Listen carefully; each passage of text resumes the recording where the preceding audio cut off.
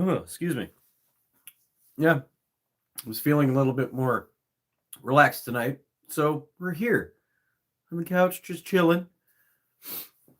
Hope y'all are having a good evening. It's still cold here, which is unfortunate. You should expect that for it being February in the Midwest still, but hopefully it ends soon.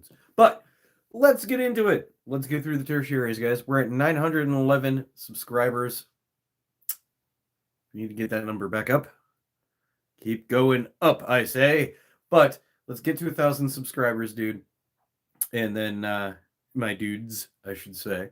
And then we shall do that unboxing comparison. So it's going to be a Big Box retailer mystery box versus independent retailer mystery box.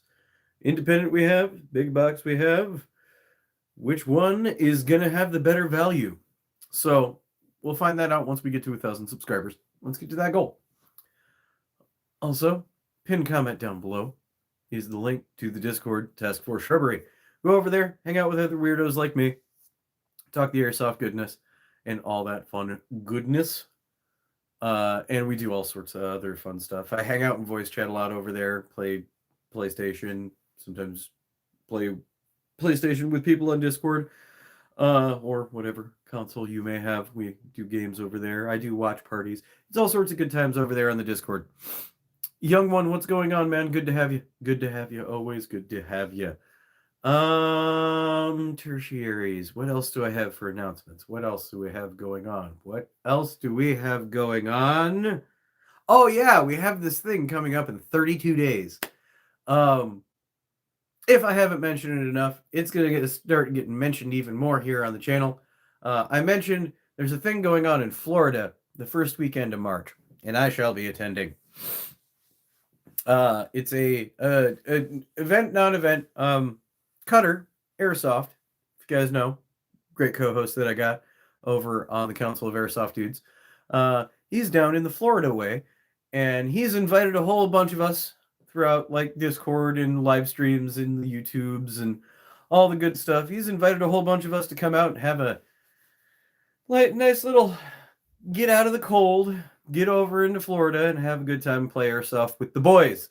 So we got we have a gaggle of gentlemen and ladies all coming out to Florida the first weekend of March to play some airsoft, get some footage, have a good time, just hang out and shoot the schnitzel. I'm not the person here to say who's all gonna be there. But Cutter obviously is the one that started it. He's gonna be there. We're gonna be at Black Tiger Airsoft in Tampa, Florida, March 7th. That is when I'm going to be. Squirrely Nuts Airsoft is going to be in Florida the March 7th at Black Tiger Airsoft. Unless it rains, then we're going to CIA. But in Tampa, Florida area, Black Tiger Airsoft. I'm going to be there hanging out with a whole bunch of guys from Task Force Shrubbery Discord, people that I've met over on the Airsoft GI Discord. It's going to be a good old time. Ghost, good to see you. Jason, what's up? But it's going to be a good old time. First weekend in March, March 7th at Black Tiger Airsoft. If you're in the Tampa area, come on out, say hi, play some airsoft. Ghost is going to be there. Mr. Shadow Ghost is going to be there. But come out, say hi, take pictures. I'm not going to have any of this. I'm out of patches, guys, so I won't have any patches to sell. I'll bring some of my roadkill rags. You know, if you guys want to pick up a roadkill rag for me down in Florida, I'll have those with me. But yeah, otherwise, I'm going to be in Florida.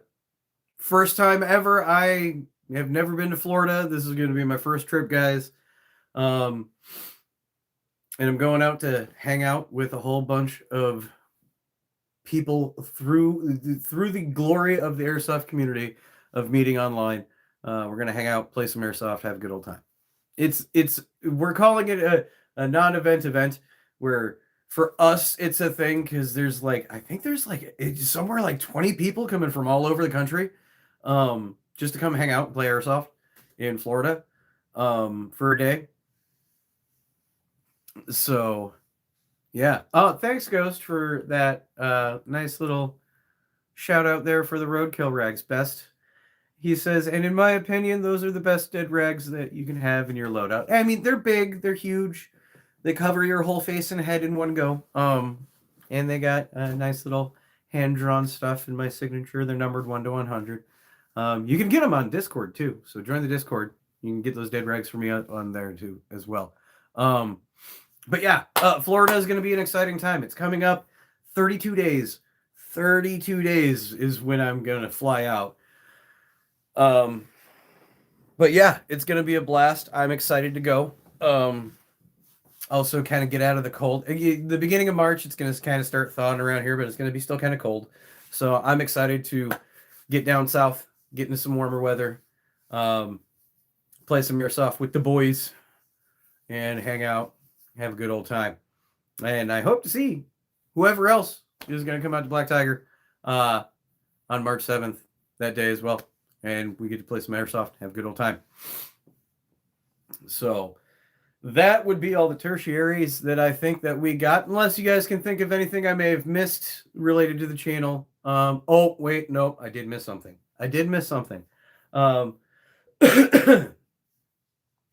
So, you know, we did the subscriber count, we did the join the Discord, we did the, you know, I did my pitch on the roadkill rags. I'm going to go to Florida. I hope to see a whole bunch of y'all down there. And game streams. So on Mondays, we're coming up to the end of the game stream of Ghost of Yote. We're over halfway. I'm pretty sure over the next few Mondays, we're going to wrap it up to get ready for Resident Evil Requiem, which comes out on February 28th, which is a Friday. So February 28th, I will be getting off work at 6 p.m. Central. That's when I get off work. And I will be going out and picking up my copy of Resident Evil. If I can't get a physical copy immediately that night, I will be obviously buying a digital. And then that night, as soon as it's done downloading, I will be going live February 27th, whenever it's done installing. And we're going to roll through Resident Evil Requiem together, and that will be the last game that I will stream here on the channel. We're going to be more laser focused on Airsoft, so the game streams will be going away. I'm including this in the tertiaries now of every one of these as we go, because one, it's a sad day, it sucks, but I miss gaming. For me, it's messing with the algorithm. I don't really get a whole lot of views on it, so I think if we streamline just back to Airsoft here, it'll be better for the channel in the long run. But that's, you know, another reason why, as well as it's the end of a story of 30 years that Resident Evil has done over the last 30 years. 30 years! And they're going to be wrapping up this storyline. So I kind of think it is fitting to end the game stream on the end of a 30-year story. Let's hope the ending doesn't suck. But, guys, mark your calendars, February 27th, whenever it's done installing Central Time. So probably between 7:30, 8 p.m. Central on February 27th. We're going to be going live with Resident Evil Requiem on launch night as soon as I can, and we're going to do a couple hour stream that night and just kind of roll through it and get it going. I'm not going to play that game at all before the stream. I'm not going to play it behind the scenes. I'm only going to play it here with you guys on the stream for the final one. So join us here on that. Now, tertiaries are done. Didn't forget nothing. We're finished, over, done with. Let's move on to tonight's topic. I want to see things in the chat. Guys. I know y'all have been watching the... Dude, stop saying 30 years like that. You're making me feel really old. Okay, before we get into tonight's topic, I'm going to address that comment. You think... Yeah, no, I've been playing that game franchise for 30 years. You think I feel like a spring chicken, man? I think it's more epic that it's a 30-year storyline that is finally coming to a close. That's the epicosity of it. It's not the fact that it's 30 years old. But yeah, I've been playing Resident Evil for essentially 30 years. So yeah. It's going to be a good end. But tonight's topic, and I want to see the chat go off. I want to know your guys' opinions. I want to see the conversation blow up, because tonight we're talking about SHOT Show. No, I did not go. Obviously, you guys would have seen the footage by now. But I did watch a whole bunch of coverage from a whole bunch of different YouTubers on SHOT Show 26 for the airsoft goodness that they do show at SHOT Show, which is minimal. It's minimal because SHOT Show is more of a real steel thing, but yeah, there is airsoft booths there with certain manufacturers at SHOT Show, and yeah, uh, uh, and there's a few things that caught my eye, but for the most part, I watched all the coverage for MOA as well. There's a lot of similarities. A lot of the same stuff was shown, so I can skip over a lot of it, minus some highlights. Man's been playing RE as long as my lifetime. Yes, yes, I have.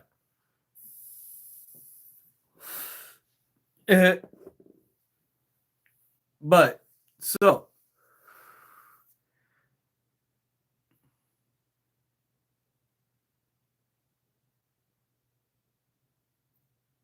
what? Go no man.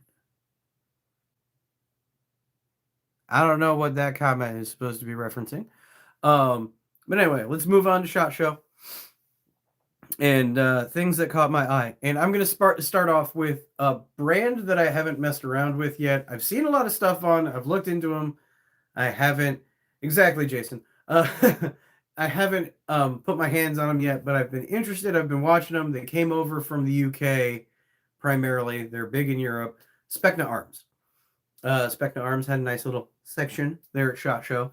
And the reason why they caught my eye wasn't anything that I haven't like seen Specna offer before or yet. Like, you know, they got brushless motors in a lot of their replicas, but it was their gearbox that caught my eye. Because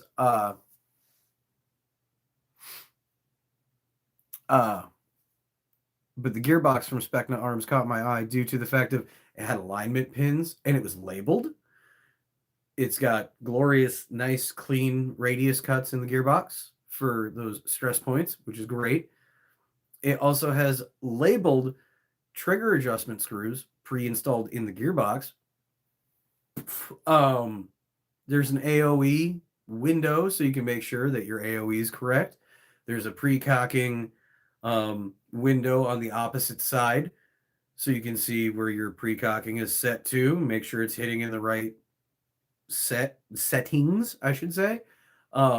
It's preset up for Gate Aster magazine detection stuff, and there's a spot for it.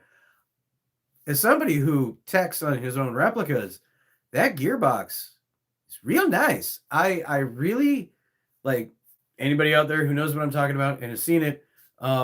Is that's really slick. Now they're using 16-to-1 gears in their gearbox, but that's fine. That's not bad. That's a happy medium. It gives a really good, nice, snappy trigger response, especially combined with a brushless motor. But yeah, Specna Arms, it really made me go more on the shift of putting the gauge from interested to now I got to buy one because I want to take it apart. I want to see the guts. I want to see the quality of their gears. I really want to dive into a Specna. Any of my techs out there who have teched on Specna Arms, let me know. You know, throw your experiences down in the comments. We'll discuss. But that new gearbox design that they have, really, I don't know if it's new to me. I haven't, like I said, I haven't seen a lot of Specna Arms stuff. But yeah, I thought that was really cool. Like I said, SHOT Show was a lot of similar stuff if we saw MOA already, which we did. Arcturus, there wasn't a whole lot of new stuff with Arcturus. It was a lot of the same from MOA. They got 2 new high kappas coming out, both with a stable barrel design. So, yeah.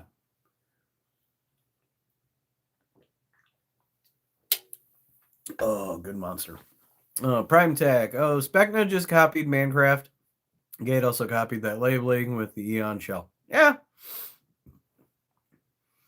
I guess I don't know. I haven't looked at Prime Tech. I would say my experience with what I would say you would call aftermarket gearboxes, especially with like a Gate Eon shell. I haven't really messed around with. I've just kind of stuck to the gearboxes I have, minus experiences with the MP5, where I tried putting a different gearbox in, and because the other one was kind of messed up, now I got to go back and fix the other one. It's a whole ordeal. But anyway, I can see where I've seen the Eon shell. I can see where Specna copied that. Yeah, that is true. But still thought it was cool. I mean, out of the box, not having to buy one aftermarket, that's cool. That's where I think it was like a sell point. That they really kind of pointed out. It kind of caught my attention. So having a gearbox that's pre-set up with that pre-labeled out of the box for a not bad price point, because Specna replicas are not terrible price-wise either. So it's just another bonus. Anyway, like I said, like I was saying, Arcturus, like I said, not a whole lot of new stuff compared to MOA releases. It was all pretty much the same stuff. Like I said, 2 new high kappas, fixed barrel design, so you get more accurate shots, top dead center hop up units. One's a split side with RMR plate, so the red dot doesn't move. That type of thing, which we all know is coming because we watched MOA. Anything so far, and like I said, guys, throw your stuff in the comments. Anything that you want to talk about or mention that you saw at SHOT Show this year, throw it down in the comments. Throw a Q in front of it. Let me know. We will discuss. Otherwise, I'm just going to kind of keep moving on down the line. LCT, same stuff from MOA, same releases. Stuff is usually already, like a lot of their stuff is already on the shelf right now. PTS, I really wish they didn't show us pre-production stuff that was still in planning, because a lot of their cans and their tracer unit housings and stuff that's coming out, it's like, yeah, no, here's a prototype, but we're still working on it, and those were the ones that I wanted. But I thought the new body that PTS is coming out for the SIG P320s replicas were pretty sweet. I'm not one for the pistol mod bodies, but that one, the PTS one for the 320s, that one actually looks really cool. I think it actually looks very ergonomic as well. So I'm interested to try it. I really am. But I also don't have a P320. Also with PTS, their mall, I want one. I don't know when it's coming out, but I want one. I don't know how much it is. It's probably going to be a lot, but I want one. Their mall looks really cool. And obviously is going to be a full functioning thing. And PTS makes really high quality products. So Prime Tech, what do we got? In my opinion, Lancer Tactical's Gen 4 shell is a bit higher quality than Specna's Aether shell. Specna seems to be taking notes from Lancer and putting their best gearbox shell into their core series. Good. Okay. Okay.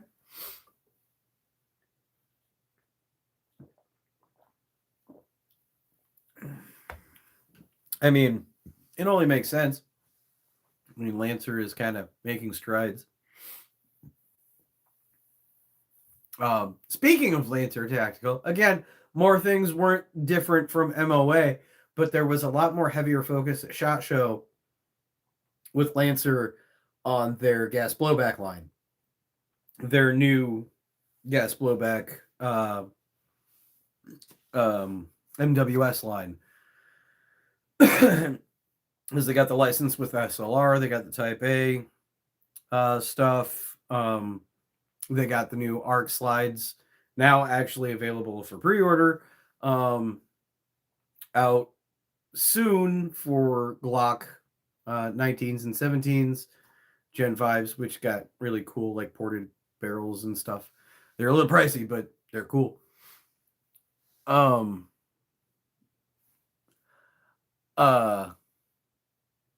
But yeah, no, focus on their MWS line.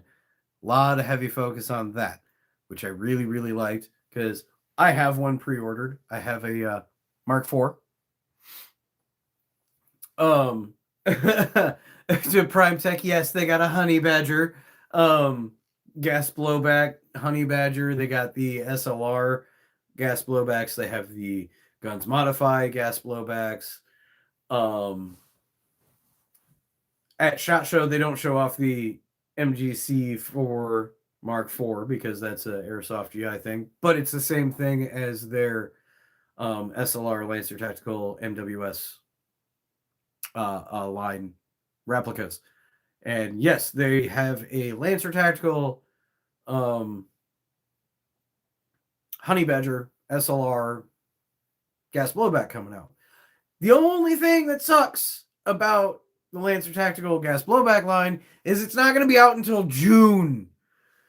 They're like Q2. Yeah, no, end of Q2 is end of Q2, start of Q3, June. It sucks because I've been waiting. I've had my stuff pre-ordered since like December or November.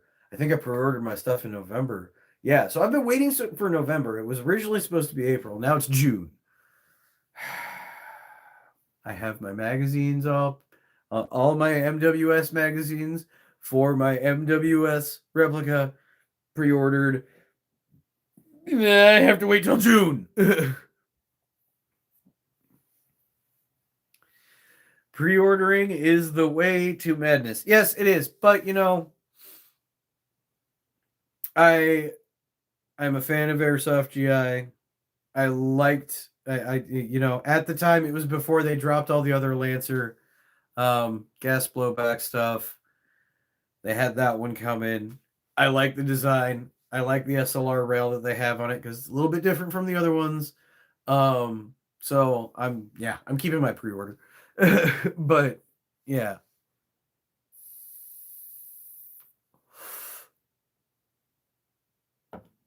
Oh yeah, PTS has a Honey Badger as well.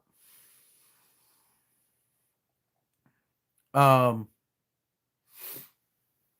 don't know. Prime Tech, the one thing that I noticed about this year's SHOT Show as it comes to anything that was EBB is everybody's now copying the NGRS system from Tokyo Marui for their electronic blowback thing. So it's compatible. Except for KWA, they're going kind of like, you know, their own little way.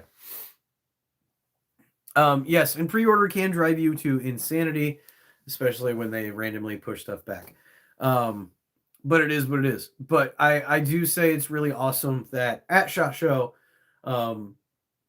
they had the breakdown of the Lancer.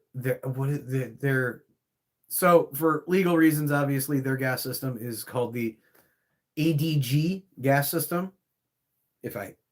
Yes, I have that correct. I don't remember what the acronym stands for, but it's the ADG gas system that is fully MWS compatible. The proper way of saying it. But they had it all tore down at SHOT Show, and they were showing people at the tables everything that was made of steel with a magnet and everything. And so the entire trigger housing setup in the gas blowback, the Lancer gas blowbacks, all the components are made of steel that need to be made of steel, which is everything.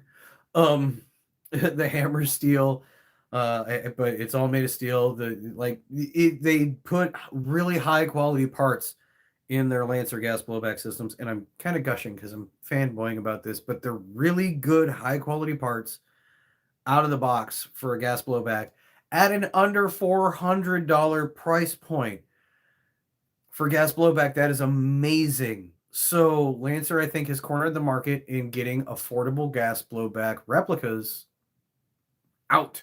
Now we just got to wait.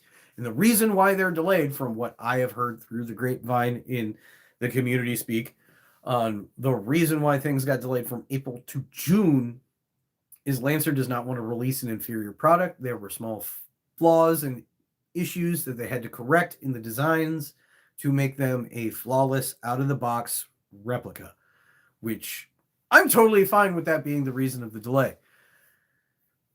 So, yeah. Can't wait. Can't wait to try it. And it's not like Tokyo Marui gas blowback where you have to upgrade everything from Japanese spec to US. This is going to be US spec out of the box, which is fantastic.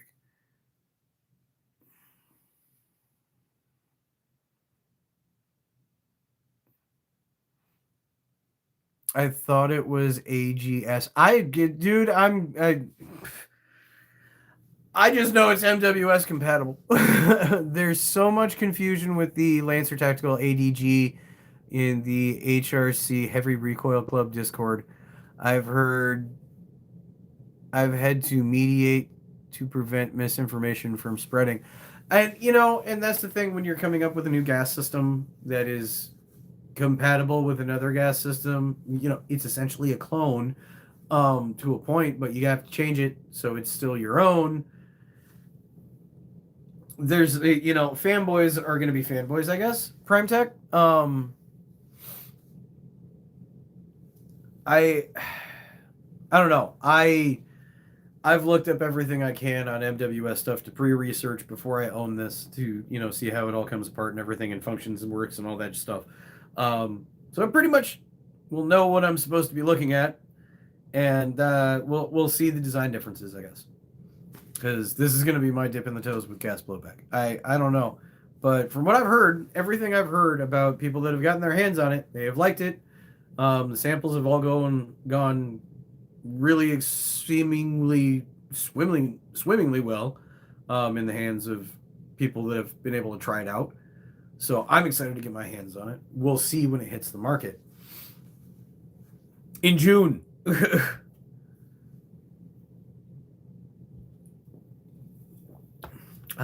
Good part in this movie. I got Demolition Man running in the background, so that's why I kind of keep going back and forth.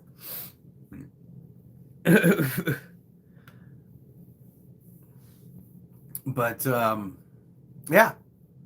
yeah, I'm excited for Lancer. I hope you guys are as well. And any Lancer haters that are out there, they keep on getting bigger and better. So just give them another shot. Stop listening to the Gen 1 nonsense and try it out.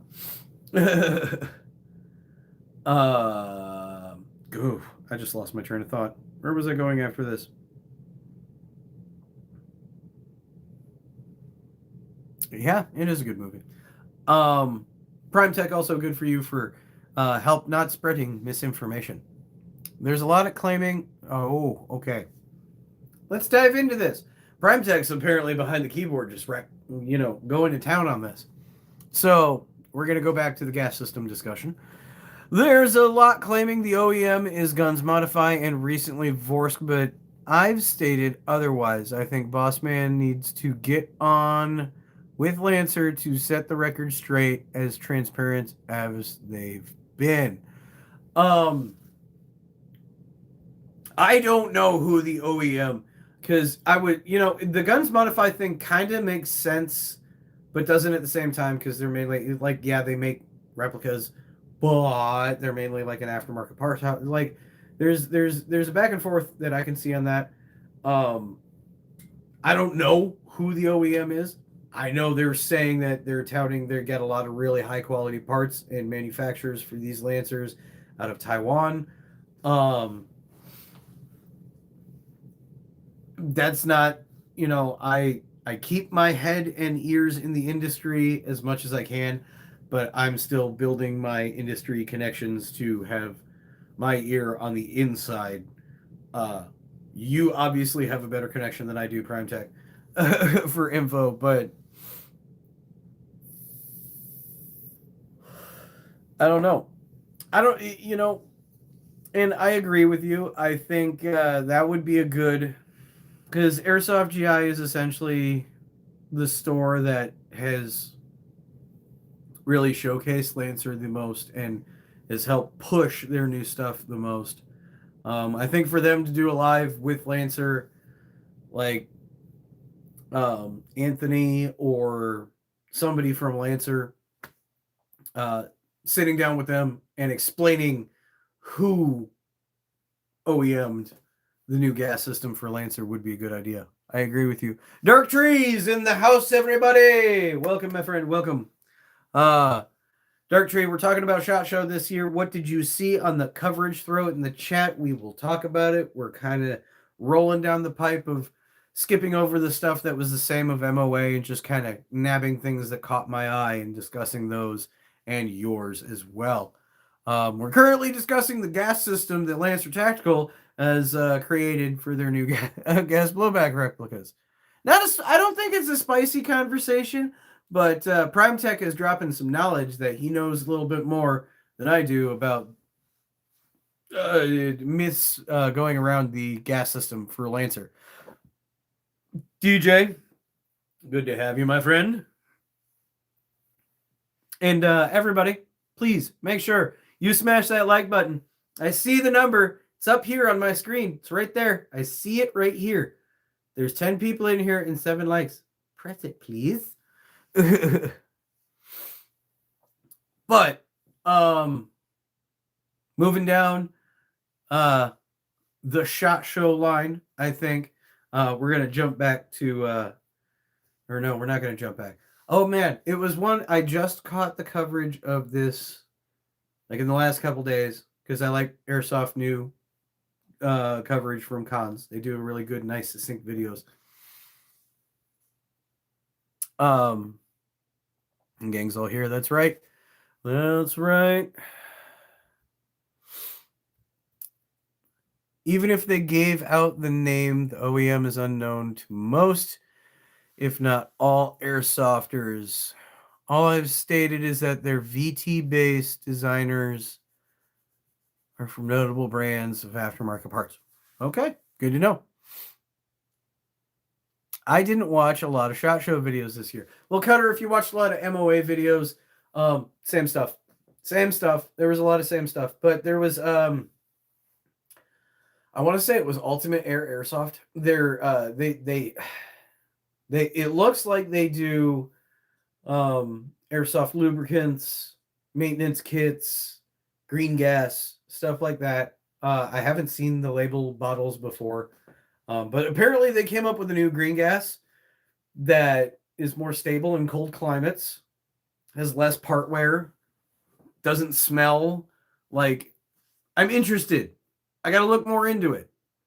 They also have a really cool toolkit that's all made out of titaniums and stuff, and you can buy, and it's nice. And they got a nice little cleaning kit that comes with a whole bunch of lube and grease remover and things to clean out your gearbox and all that cool stuff. I thought it was really cool.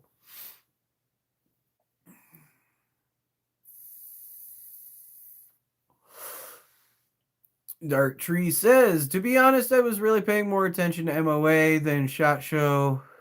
I figured this stuff's going to come over here eventually. And there was way more airsoft coverage in Taiwan. Yeah, no, and there was now the big reason why there's more coverage in MOA in Taiwan than there is in SHOT Show is because MOA is all airsoft. SHOT Show is primarily real steel. But also new cool thing, KWA unveiled their new cool thing at SHOT Show this year.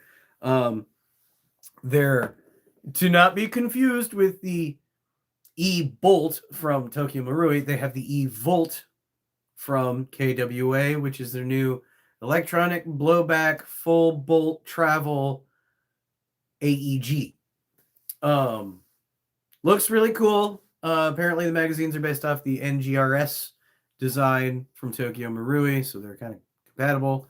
It runs on a brushless motor, which is really cool. It's got a split gearbox design.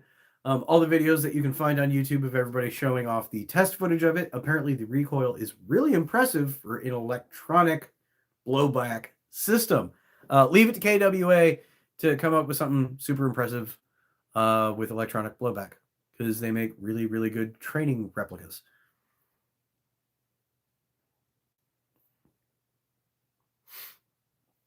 But it's going to be really expensive and it's going to be proprietary, so we'll see when it actually comes to market what that actually looks like.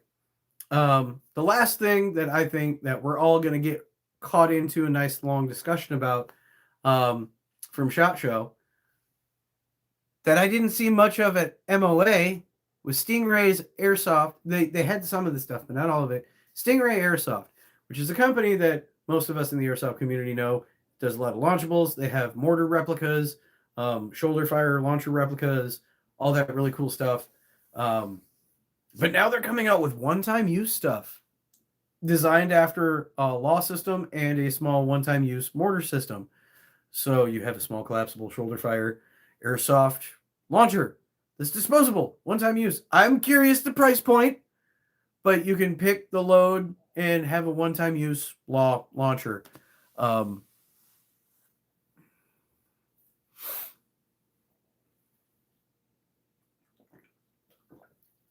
I agree with you, Prime Tech.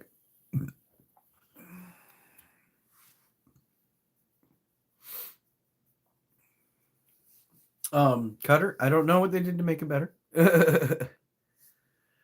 But DJ, that's what I'm thinking. Very expensive one-time use. And they're apparently are coming out with different ones where you can put tag-in launchables onto the projectile that is in the disposable. Um, Otherwise, they're just essentially like Nerf or chalk. Uh, but yeah, I'm thinking very expensive one-time use. Looks like the things are all pretty much made out of cardboard and plastic, with essentially a Nerf with fins in it.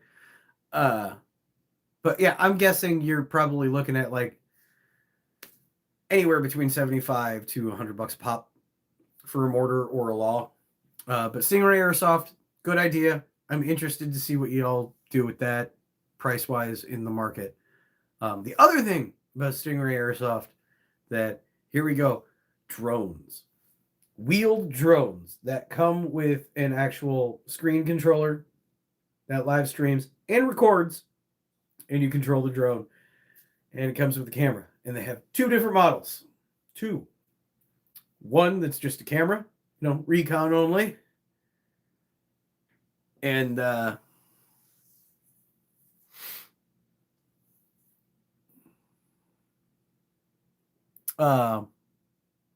other one, you can rig a 40 millimeter shower shell on and roll it out and go click and it fires it. I personally think they need to come up with a little turret thing that you can, this little BB hop that it shoots.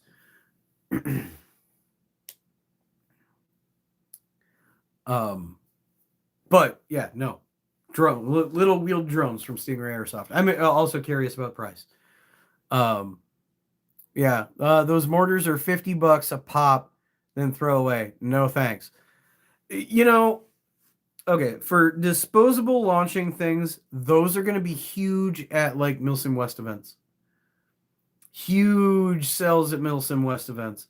Your larger Milsim events, those things are going to be huge. But yes, Cutter. As that comment just popped up, minigun wheeled drone. Yeah, I want that. Hell, even the tubing launcher is just a fancy cardboard. It's a thicker cardboard Christmas tube, DJ.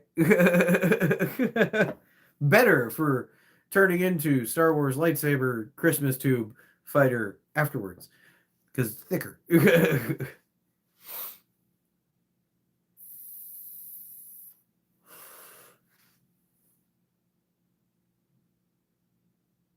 Okay. Cutter, first things first, if you can design and build that, first things first, get a hold of Stingray Airsoft and have them send you a drone. Yes, the off-brand Christmas tube DJ. But no, Cutter, get a hold of Stingray Airsoft. Have them send you one of them drones and build one. Tell them what you want to do. See if they'll send you one. I dare you. No. No. You probably have too much on your teching plate already.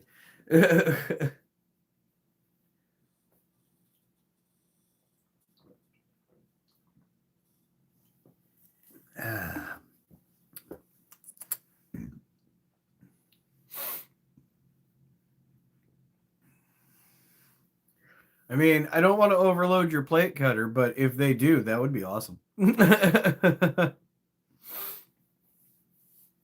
I want to drive it. But no, I think them coming out with, because airsofters keep asking if they can use drones at events. I see a lot more people getting interested in flying drones primarily. But there's no real like actual market for airsoft drones, particularly. People have to build their own or stuff like that.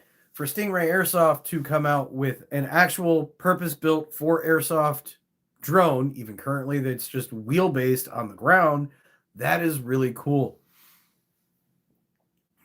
Yep. I told you, don't overload your stuff. Save that for later, Cutter.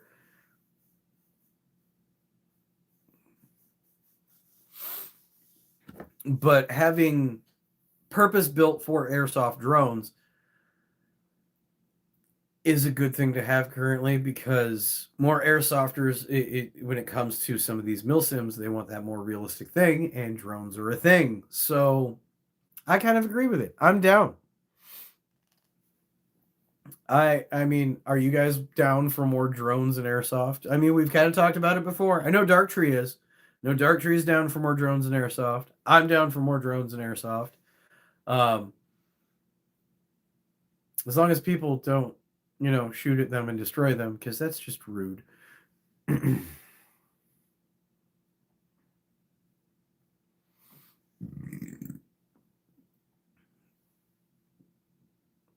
Yeah, smart drones on it. I knew you were gonna pop up, Dark Tree, as soon as I dropped your name. Um, droid because with too many guns. I'm down. Makes it more realistic. I mean, okay, so you got to think about it though. As we integrate drones more, there needs to be rules for them. Like flying drones are recon only. I think flying drones should be limited to recon only, because that's, if one team has one team doesn't, that is a way bigger advantage. So I think flying drones should be recon only. But yeah, no, as we get more into the future tech stuff, especially when we get into airsoft in creating more realistic simulations, um, a semi-auto shotty would be good for drones. Jim Bob, I agree. um, a nice little try shot on a drone, that would be a good one. That would be a good one. Air support, yeah, Cutter, but at the same time, you gotta think. You think in the fairness. One team has one team doesn't. But also, I think restricting flying drones to recon only in airsoft games also reduces the possibility, obviously with strict rules, of people not shooting drones in airsoft in game. Like, obviously, because drones cost people money, and drones can be very expensive.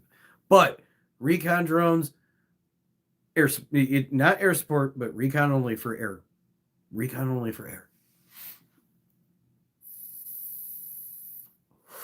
Oh god, here we go. We started it. The tangent has begun. Oh man. Hey, that was real war statistics for a second until the other side ended up catching up. Drones would have to fly to an objective and manually drop a bomb that destroys a cluster of balloons and allows your team to move on to the next objective. Yeah, I mean, flexibility. But player would shoot. Okay, Cutter. We all know players are going to do that. We've all seen it in videos of people that made even real drones. People shoot at them. Basically, we can make drones like something we use in objectives and not shoot other players. Sorry, local tangent starter. No, it's all good, man. No, but that's another reason why I say flying drones would be recon only, or you could use it like Dark Tree said. You could use it in a game mode for a thing, but specifically flying drones, I think that you should put the limitation on it that it'd be recon only in this explicit purpose to make people not shoot at drones. If it can't shoot you, you can't shoot it. That would be essentially the rule that would go behind it. I think the Stingray wheeled ones obviously look like they're stout enough they could take a few hits. Like, they're designing it for airsoft. They know that those things are going to get annihilated. So that's probably like a stouter box setup. But I would say anything flying drones as it comes to airsoft should be recon only. And obviously, like, if anybody shoots down a drone, you're out. Like, you're paying for it. whether it's the fields or somebody's personal drone, you shot it down, you're paying for it, and you're out.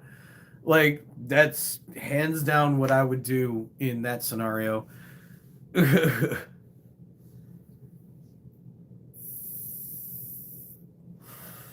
But as drones get more integrated, I can see rule sets changing to adapt. Like, no gas drop. No. At most, maybe an EG smoke. No, we don't do no. I think if it were able to be a shootable drone, though the field itself would have to supply one for each team to be like a kill streak type reward. Um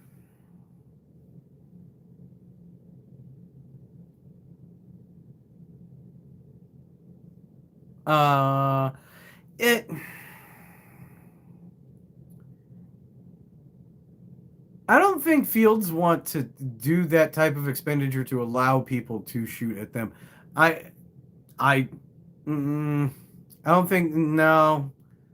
Nah. Although the kill streak reward thing like a UAV, you get a drone and you can kind of go survey. Yeah, sure.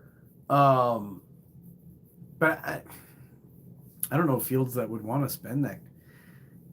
Even on the cheap uh, like you'd be fixing drones so much if you allowed players to shoot at them for especially for flying drones. That would almost defeat the purpose. I just think that we just had just the rules, the rules of no shooting flying drones. I don't think we can get around it. Yes, you have to give your CC info to play a drone game as collateral.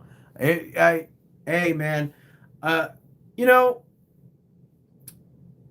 I think pretty much most places have it upon themselves of if you bring gear like that, you're taking it upon yourself. Like, yeah, I'll like, you know, somebody goes to their local field and they're like, yeah, you can go ahead and use a drone. Just keep in mind, I'm not liable for what happens to it, which I think is the general consensus of fields of if they do allow it, that's what it is of we're not responsible for it.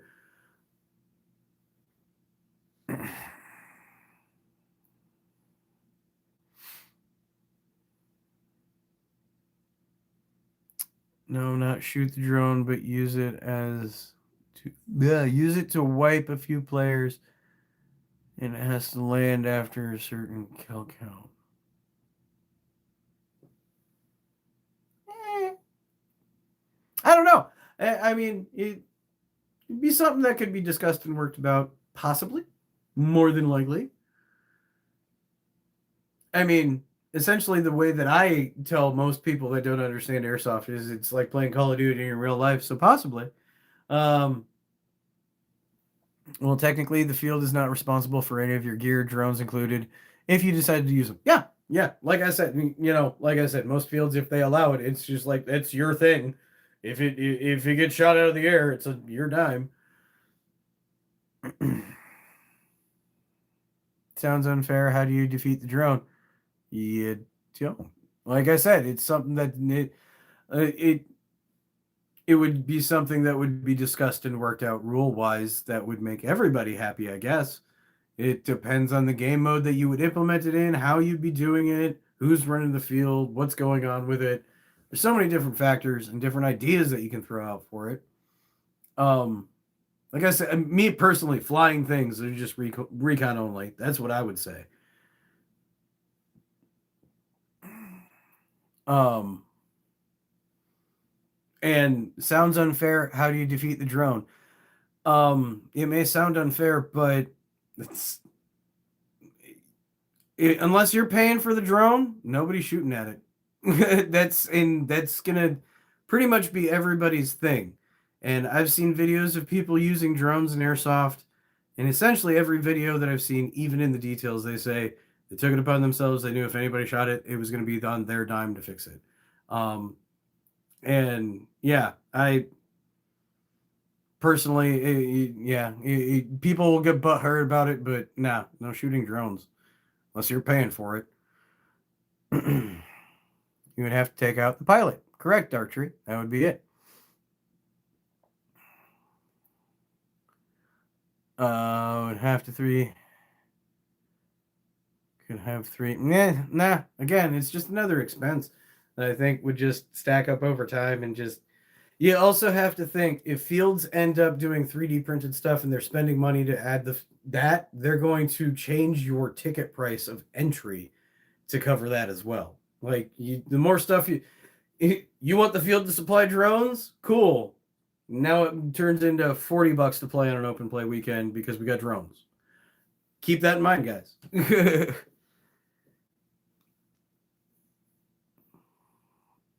We're just touching base on this topic due to the RCXD card that Stingray is bringing out, so must be discussed anyhow. And that's what we do here. We go off on tangents based off of whatever discussion we have. It is what it is. Airsoft is this glorious thing where our imaginations run wild, and I think Airsoft itself runs on the imagination and thrives on the imagination of the players itself. So the fact that we have these discussions and go off on these tangents and have these little back and forths on, what sounds fair, what isn't unfair, how you can use it, what sounds like a good idea, what could be cost effective for a field, what isn't, like how it would affect the player, how it doesn't, that's why we have these discussions. That's why we're here. That's what we do. That's why, I want you guys to keep sharing this channel around and keep telling people that, we talk about the cool airsoft stuff and throw ideas around and fields. You could go to your local field and be like, hey, I was on this dude's live, Squirrely Nuts Airsoft, and he had this really cool idea, or somebody in the chat had this really cool idea that I think we could implement here on the field. And then, boom, it starts the discussion elsewhere on the field and spreads greatness throughout the Airsoft community. That's what we're here for.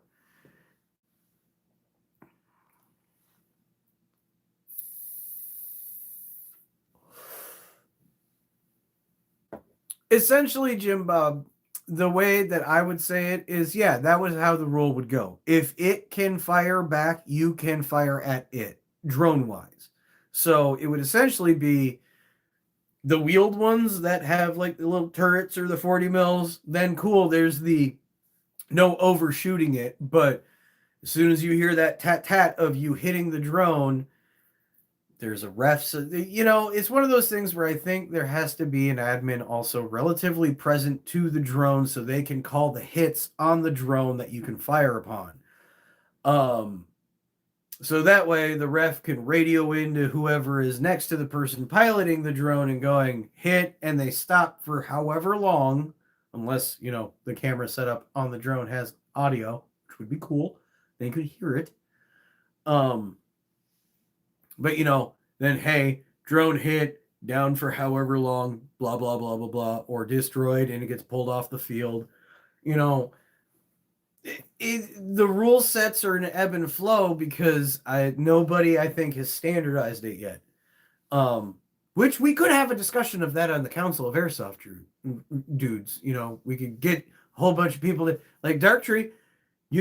I think you're really interested on the drone discussion. I think we should get you on an episode of Council of Airsoft dudes, and we should talk a rule set for utilizing drones in Airsoft. I think that's a good idea. Cutter, my co-host of Council, I think you might agree with this. R2D2 with a 249 saw, that would be cool. Darktree, I am. Okay, cool. So I'm going to, we're just, I don't know when we're going to do this. I'm going to work out schedule with people, but Council of Airsoft dudes is going to be coming, and we're going to discuss Airsoft rule sets that we think should be applied to drones and Airsoft. We just came up with that tonight.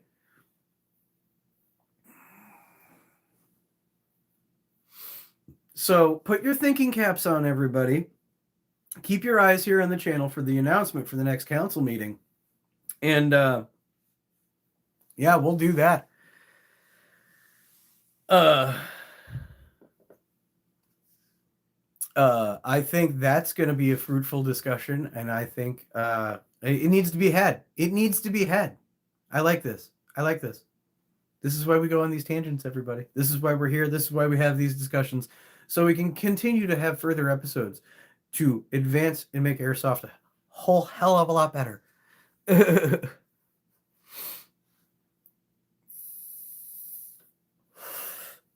So I think we're going to start wrapping this up with that great idea announcement for the next episode of Council of Airsoft Dudes. Keep your eyes out for that, guys. It'll probably be around the end of this month that we're going to do this.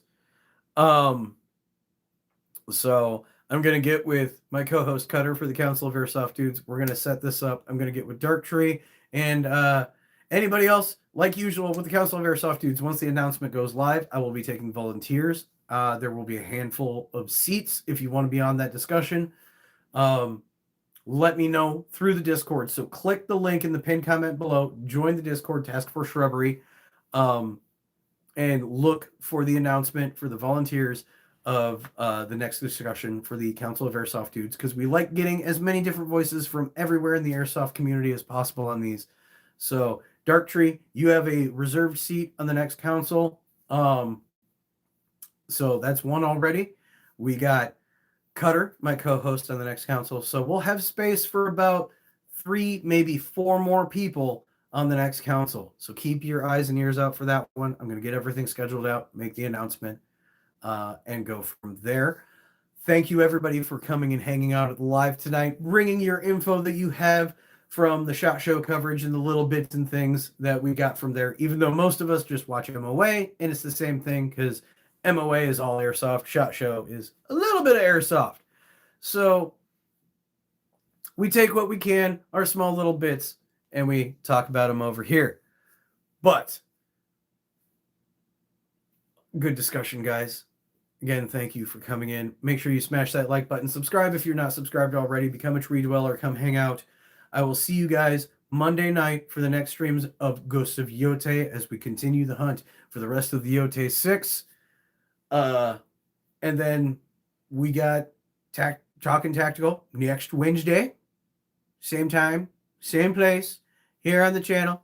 I don't know what the theme is for next week. If you guys have any suggestions of what we should discuss for next Wednesday, go ahead, plug them down in the comments below, or hit me up on Discord or in the community page here on the channel. Until next time, everybody, like I always say, never ever forget your battle cry. Nee! Also, come hang out in the Discord. I'll be in Coffee Talk chat after this.